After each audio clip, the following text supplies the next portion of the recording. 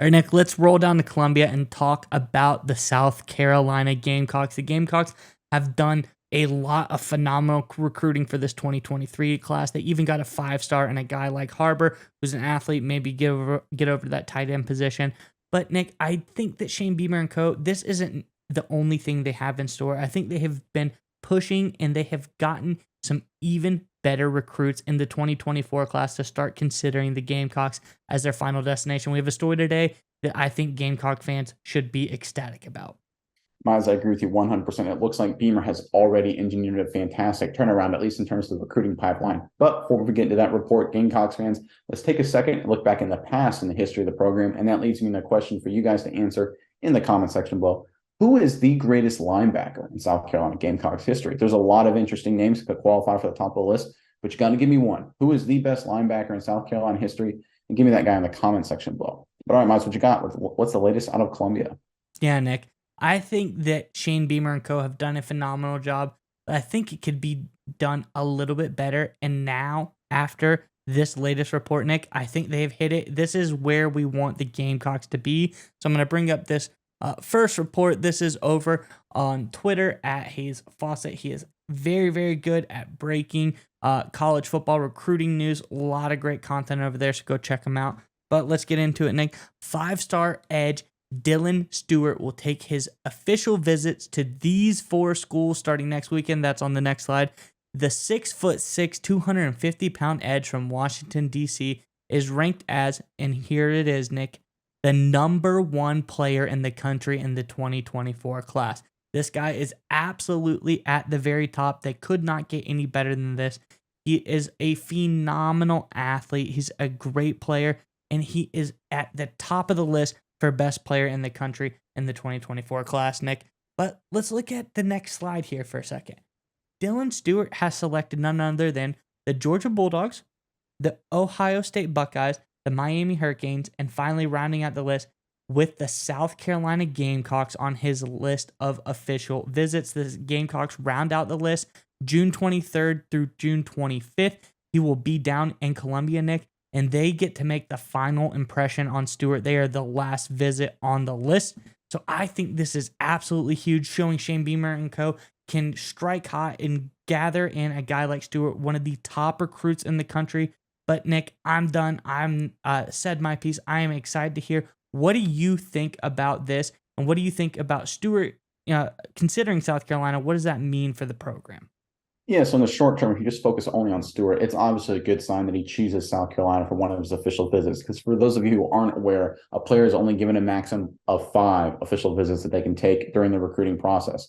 So obviously, by choosing South Carolina as one of his 5 official visits, it means they're obviously in the top 5 or top 4, because I guess he only agreed to go to 4 official visits at this point. So that's obviously a great sign that South Carolina is definitely in the running to get this guy. And look, it's not a local kid. It's not like this is a guy that's from Lexington County or something like that. He just, wants to go to check out the local school. He's got family ties or something like that. No, he's from DC, right? He's a national prospect. And the fact that South Carolina has a legitimate chance, a very serious chance to get another national prospect is a great sign. But if you take sort of high level approach to what Beamer is doing here, I think it should be really commended, because one of the things, if you look back through all of South Carolina history in terms of its program, outside of the Steve Spurrier era, it's been a lot of meh in terms of recruiting talent. There's been some guys, some coaches that have a good year here or there, but in terms of consistently getting elite top flight recruiting, they just haven't been able to do it. They were hoping Muschamp could get it done. He obviously did not.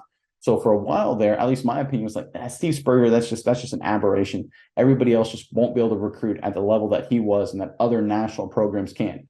Beamer is proving me wrong. Beamer is proving that Steve Spurrier, while he is a great recruiter, you don't need Spurrier to recruit at a high level in Columbia. And that's exactly what Beamer is proving here. And credit to him and credit to his recruiting staff, the way they're getting it done, because this is the secret to long-term success in college football. A solid, deep recruiting pipeline. You have to win locally first and then go national. And it looks like they have a chance to really make some big headway national. They've done a great job locally. They've been getting a lot of guys, what we call the Smoky Mountain Corridor, upstate South Carolina, North Carolina, Tennessee, North Georgia. They've been doing a great job in that area locally. Now they're actually focusing national. That's a great sign for this Gamecocks program, because if they can continue building this momentum, this recruiting game, the wins will keep rolling on Saturdays. That's how it works. It's sort of a delaying effect. You recruit at a high level, 2 years later, you win at a high level. That's usually how it happens, and it looks like Carolina is well away on that trend. Yeah, Nick, and let's just get into it a little bit, just in case Stewart does decide to commit South Carolina, you might want to know who you're getting. What is this guy all about? This guy is verified NFL prototype size. Got the height at 6'5", weight 250 for outside linebacker. And this is coming out of high school. He can put on 20 to 25 pounds pretty easily with the frame that he has. He has a plus 3-inch wingspan. So a wingspan that is 3 inches longer than what his actual height is. So it's almost getting into that 7-foot wingspan there, Nick. So that's absolutely incredible. This guy's a high-level athlete, great pass rush moves, an elite first step. He can even drop into coverage very reliably.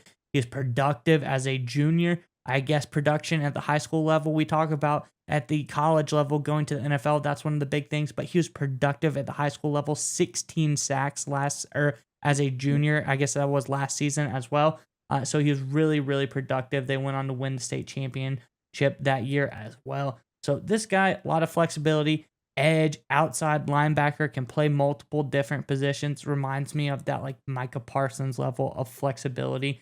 So this guy is every skill that you need as a great outside linebacker or edge. Russ Patcher, drop in the coverage, stop the run if he needs to. He just seems like the real deal, and I'm very excited that South Carolina has the opportunity to try to get a player like this and bring them to Columbus.